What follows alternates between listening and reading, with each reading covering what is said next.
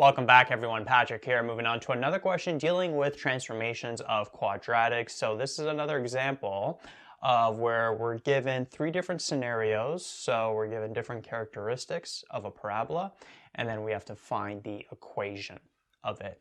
And these particular characteristics, it's actually very similar to the questions that we did when we were given a graph. And I think in one of those videos I actually took a question with one of those graphs and then converted it to a word statement like this. So it's the exact same thing, but instead of given a graph, we're now given words. So notice how in part A, we're told the parabola has a vertex of 2 and 5 and is passing through 5 and 10. So just as a quick review, the format that we're going to deal with, the vertex form, is this over here. Now, what is the vertex of this format? It's always going to be h and k. And so what we have to find to get the full equation is the a, h, and k value. Well, what's nice is when we're given these vertices, notice we're given the vertex in all these, we're automatically given the h and the k value, right? So for example, in part A, we know that the h value is 2, and then the k value is 5, right here. H and k, that's the vertex.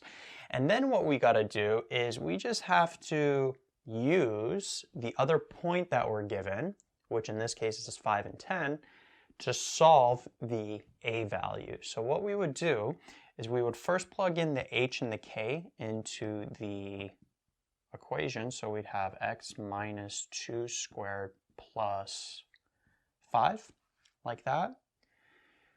And so we just have to solve for the a value, and what we could do is we could take that 0.5 and 10, plug it in for x and y, and then we'll have one variable to solve for, which is going to be the a value. So the y value would be 10, and then the x value is going to be 5, and then we have a plus 5, like that at the end. And so now we just have to solve for the a value. So we would have what here? So let's do this in steps. 5 minus 2 is 3 squared plus 5. Then this 5 we can bring over. We'll have 10 minus 5. And then over here, 3 to the power 2 is 9, so we'll have 9a. So then we would end up with 5 equals 9a, divide both sides by 9.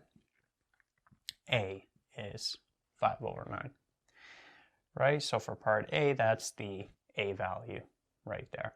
And so the final equation for part A would be y equals 5 over 9 x minus 2 squared plus 5, like that. Right, so we get the h and the k if we're given the vertex right away, and then use the other point to solve for the a value. Now, what about part B? So part B, we're given a vertex of -1 and 3. So we know the h value is -1. We know the k value is -3.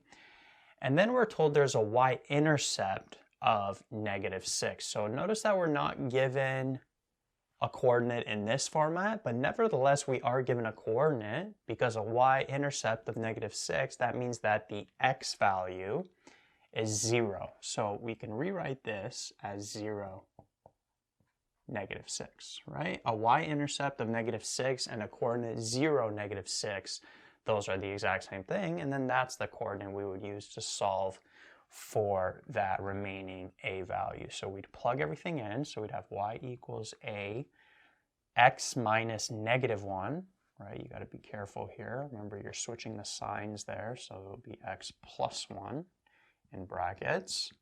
That's going to be squared, and then you'll have -3 for that k value, like that. And then you could plug in -6 for the y, you could plug in 0 for the x, and then we got -3, like that. Bring the -3 over, we'll have -6 plus 3, a, 0 plus 1 is 1, that's going to be to the power 2. 1 to the power 2 is just 1 times a, just gives us a. -6 plus 3 would give us -3. And so we don't even have to divide anything on that side to get the a value by itself because there's just a 1 in front of it. So the a value in this case is -3.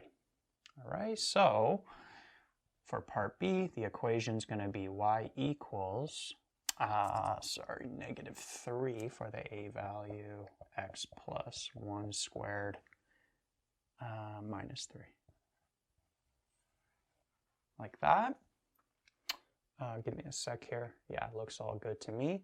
So that's part B. So sometimes you'll be given these intercepts here, and you just have to convert them to coordinates. So in part C, we're told that the vertex is at -4 and 1, and then there's an x-intercept of -3, which means that the coordinate of this, for any x-intercept, it's always going to be that value and 0. The y value is always going to be 0. So the coordinate is -3 and 0.